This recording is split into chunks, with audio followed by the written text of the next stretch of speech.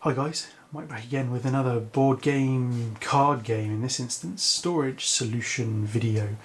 I can't believe I missed this game. This game has been out since 2011 and I've never seen it, never heard of it. I thought I've kept fairly abreast of the board game scene, to be fair. More into board games than card games, in fairness, but even still, I thought I would have known about this game, but didn't. So I was watching Box of Delights game channel, Ricky Royal, and he was doing a bit of a summary of the adventure packs and things he had for this game, and it kind of inspired me to take a look. It's pretty cheap. I think it was 30 quid in a local games store, so I thought I'd pick it up for that and see what it was all about. Cracking game. I'm not going to talk about the game too much, but talk about the way I'm going to store it. Those of you that have seen my previous storage solution videos, Arkham Horror I'm thinking of in particular, I've gone down the same sort of line to store cards. As we know, with Arkham Horror there's hundreds and hundreds of cards, and with this game there's hundreds and hundreds of cards. In the base game, this is core set, you get 220 odd cards, 226 cards I think. So this is how we're going to do it. We've got an empty box, so I'm going to show you what I've done.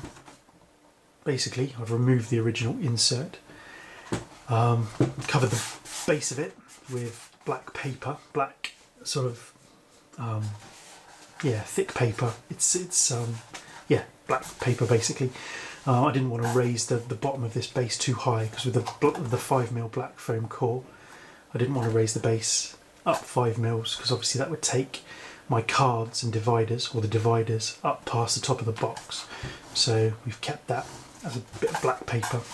The sides are the black foam core, and I've made 2 divider sections with poster board. It's black poster board, which is, I don't know, what would you say that is on there? Maybe a couple of mil thick, maybe a mil thick really, and then stuck on the original box, cut sections out and stuck them together to make this about, I don't know, 3.5mm I suppose these channels are.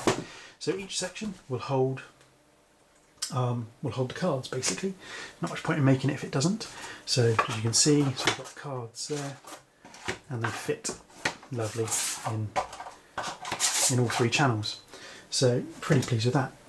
So that's that. So that's how I'm storing them basically. So with so many cards and so many different types of cards, we need dividers for these cards. Now obviously, looking on Board Game Geek, lots and lots of ideas. But I've done this basically. So I have bought some nice paper, this kind of cream and grey marble effect, and basically made divider cards. I downloaded a Lord of the Rings font from the internet. I think it's called Ring Bearer, and I've basically divided them up like this. So I've got all the symbols from Board Game Geek and copied them off and cut and paste them using Paint on my computer. So we've got so a divider for the leadership heroes, and the symbol for leadership, and just as a reminder for me from the core game. So you'll notice that when the cards are in front, all you can see is the top leadership hero, but just as a reminder for me, underneath it'll give the symbol, the icon, and which set it's from.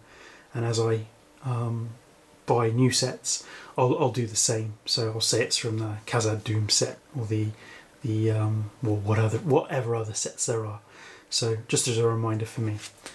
So we've got leadership hero, ally, events and attachments. Then we've got the tactics heroes, allies, events, attachments. You can see where this is going. Law with the appropriate symbol, allies, events, attachments, and spirit hero, ally, event, attachments. We've got our one neutral ally in the game, who's Gandalf, and then we've got dividers for the encounter cards. So with their appropriate iconography. So the Passage through Mirkwood, Spiders of Mirkwood, the Dol Guldur Orcs, Sauron's Reach the Wilderness, Journeys down the Anduin, Escape from Dol Guldur, and then quest cards. Going forward, I'll change these cards, and I'm going to write when I print out a next lot of dividers for future expansion.